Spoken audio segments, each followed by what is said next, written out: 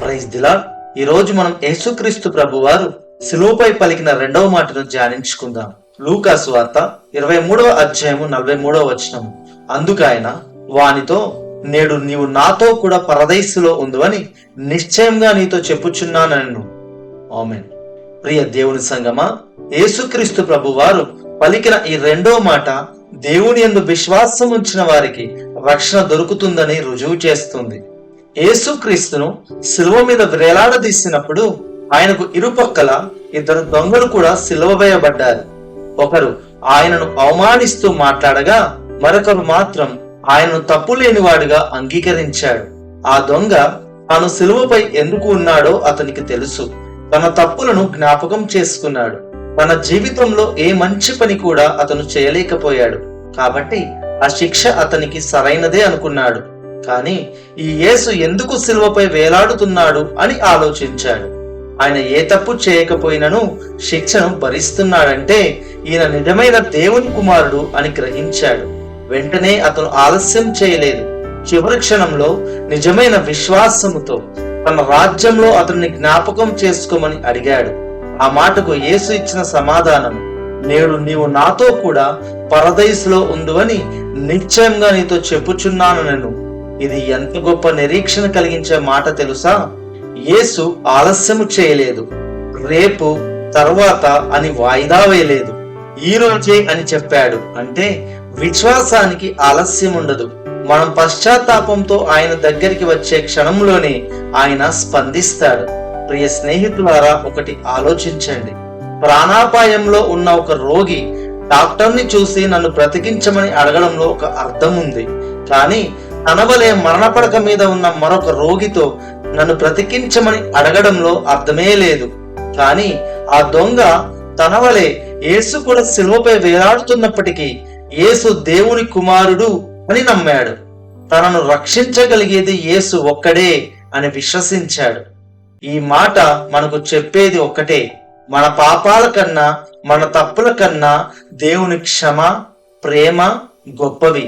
మనం మన జీవితంలో ఎన్నో తప్పులు చేస్తుంటాం. కానీ చేసిన తప్పులను తెలుసుకొని పశ్చాత్తాపంతో, విశ్వాసంతో ఆయన వద్ద మొరపెడితే ఆయన మనల్ని క్షమించడానికి సిద్ధంగా ఉంటాడు. చివరి క్షణంలోనైనా సరే మనకు విమోచన దొరుకుతుంది.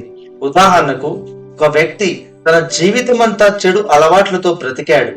అతని కుటుంబం ఎన్నిసార్లు హెచ్చరించినా అతడు వినిపించుకోలేదు. చివరికి అతను తీవ్ర అనారోగ్యంతో ఆసుపత్రిలో చేరాడు. అందరూ అతన్ని చూసి ఇతనికి బ్రతకడు అని అన్నారు. చివరి సమయంలో అతడు తన పాప జీవితాన్ని జ్ఞాపకం చేసుకున్నాడు. ఒక్కసారిగా బిగ్గరగా ఏడుస్తూ, యేసు ప్రభువా, నన్ను క్షమించు, నన్ను బ్రతికించు, ఇకపై ఎప్పుడూ తప్పు చేయను, నా జీవితాన్ని మార్చుకుంటాను అని పశ్చాత్తాపంతో అన్నాడు. యేసు అతని మొరను విన్నాడు. అది నిజమైన పశ్చాత్తాపమని గ్రహించాడు. దేవుడు ఆలస్యం చేయలేదు. వెంటనే అతడు బాగైపోయాడు. ఆ క్షణం నుండి అతని జీవితం మారిపోయింది. అవును స్నేహితులారా, ఇది మనకు కూడా వర్తిస్తుంది. మన పాపులమే కాని మన హృదయంలో నిజమైన పశ్చాత్తాపం, నిజమైన విశ్వాసం ఉంటే యేసు మనతోనే ఉంటాడు. మన జీవితంలో చివరి క్షణంలోనైనా ఆయనకు ఒక అవకాశం ఇస్తే ఆయన మన గత జీవితాన్ని మార్చగలడు మరియు నూతన జీవితంను ఇచ్చి తన రాజ్యంలో చేర్చుకుంటాడు. గమనించు ప్రియ విశ్వాసి, దేవుడు హెచ్చరిస్తున్నప్పుడు చివరి క్షణంలో చూసుకుందామని నిర్లక్ష్యపరిస్తే ఆ చివరి అవకాశం నీకు రాకపోవచ్చు. కనుక నేడే రక్షణ దినము. ప్రియ దేవుని బిడ్డ, దేవుడు పలికిన ఈ రెండో మాట మీతో మాట్లాడినట్లయితే మీకు ఒక ప్రశ్న: నువ్వు నిజంగా దేవుని విశ్వసించి నీ హృదయంలో ఆయన అంగీకరిస్తున్నావా? నీవు చేసిన పాపములకు నిజమైన పశ్చాత్తాపంతో ఆయన సన్నిధిలో మొరపెట్టినట్లయితే ఆయన నీ ప్రార్థన ఆలకిస్తాడు. ఒక చిన్న ప్రార్థన. పరలోకమందున్న మా తండ్రి, చివరి క్షణంలో నిన్ను నమ్మిన దొంగను నువ్వు అంగీకరించి రక్షించావు. అతడు నీతో కూడా పరదైసులో చేరగలిగాడు. తెలిసి తెలియక నేను ఎన్నో తప్పులు చేశాను. దయతో నన్ను క్షమించు ప్రభువా. నీవు నా కొరకు మరణించి తిరిగి లేచిన దేవుడవు అని నమ్ముతున్నాను. నా పాపములు నీ రక్తంలో కడిగి నన్ను పరిశుద్ధునిగా చేయము. నన్ను స్వీకరించు ప్రభువా. నేను కూడా నీతో పరదైసులో ఉంటానన్న నిరీక్షణను ఇచ్చి నన్ను నడిపించు. యేసు నామంలో ప్రార్థిస్తున్నాను తండ్రి. ఆమెన్.